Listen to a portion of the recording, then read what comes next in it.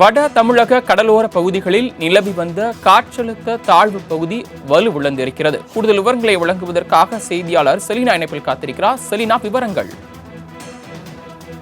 தென்மேற்கு வங்கக்கடல் பகுதியில் உருவான காற்றழுத்த தாழ்வு பகுதி என்பது நேற்று வட தமிழக கடலோர பகுதியை நோக்கி நகர்ந்திருந்தது.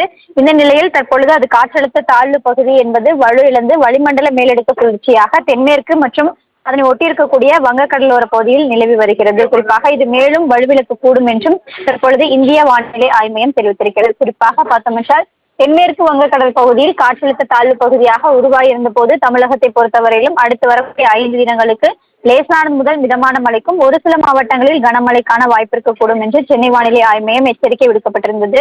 இந்த நிலையில் தற்பொழுது அது வளிமண்டல மேலடுக்கு சுழற்சியாக வலுவிழந்திருக்கக்கூடிய நிலையில் அடுத்து வரக்கூடிய 5 தினங்களுக்கு லேசானது முதல் மிதமான மழைக்கு வாய்ப்பு இருக்கக்கூடும் என்றும் தற்பொழுது சென்னை வானிலை ஆய்வு மையம் எச்சரிக்கை விடுக்கப்பட்டிருக்கிறது.